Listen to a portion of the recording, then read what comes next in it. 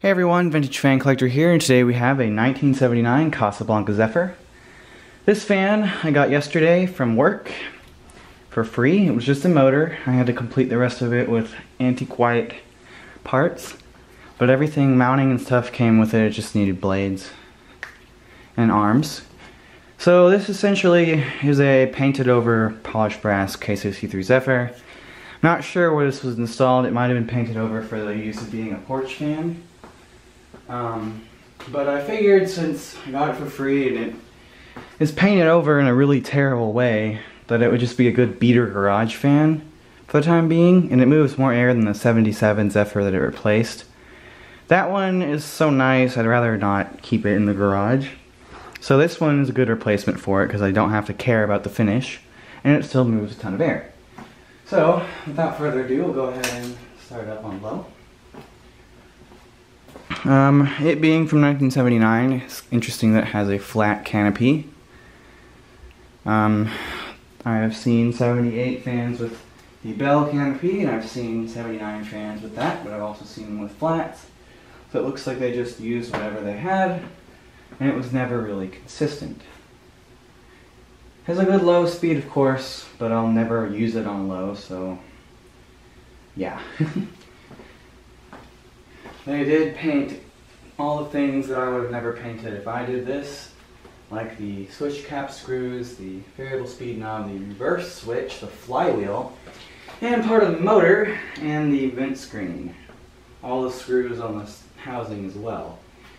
And the top of the fan reveals some of the brass finish towards the motor mounts, as they didn't complete painting it either. It's just terrible. And there's so many scuffs and stuff, so I just used the worst set of antique white blades that I have, which actually came from my 79 white and brass Zephyr.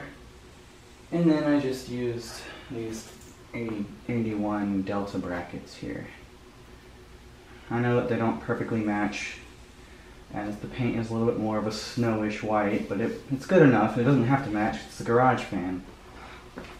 The important thing is that it moves more air and wobbles less than the fan that I replaced this with.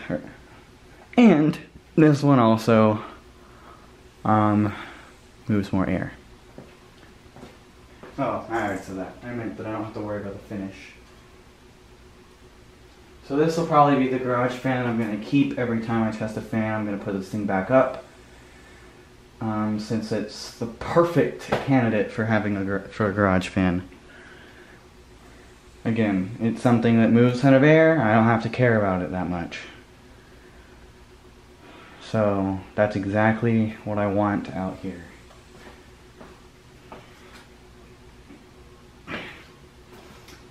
Yeah, I'm not too thrilled that they painted the flywheel and everything, but what can I do?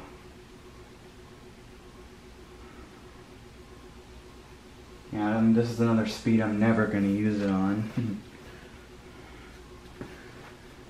Maybe in the winter, but unlikely. Pretty much, I'm just going to have the light switch, a regular light switch, and this thing just set to high speed.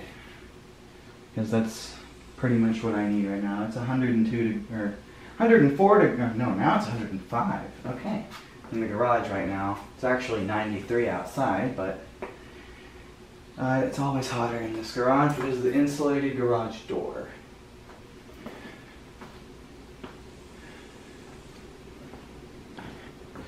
Just put on a simple pull chain fob that I just happen to have laying out in the garage,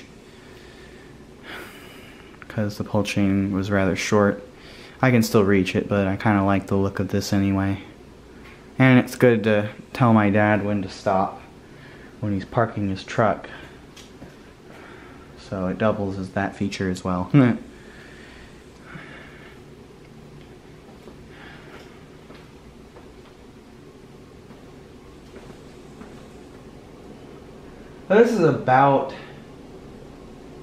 This is roughly the speed that the 77 Zephyr goes at on high right here. It's an acceptable like 170 or 175 or so RPMs, but it's not as much as I want for here, this location. Well, there's high speed. That's probably It might be close to 300 RPMs, I'm not too sure, but it's definitely the high-powered K63. This thing is literally exactly what I needed. Now I might put an industrial in here, but I think this is perfect because it's variable speed. In case I do need a different speed, I can change it. If I wanted a light on it, I can put a light on it. My Crompton Greaves doesn't have the... I'd have to run new wires for it. I mean, that's not hard, but... And I'd also have to change my wiring on the control. Well, no, I could just have a pull chain, I guess.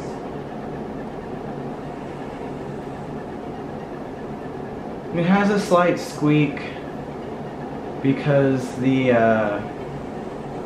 rubber grommets in the mounting bracket are quite brittle and were very finicky, so they're kind of rubbing a little bit against the mounting bracket when it wobbles. It's slightly annoying, but it's fine. It doesn't wobble very much otherwise, actually. It's barely noticeable.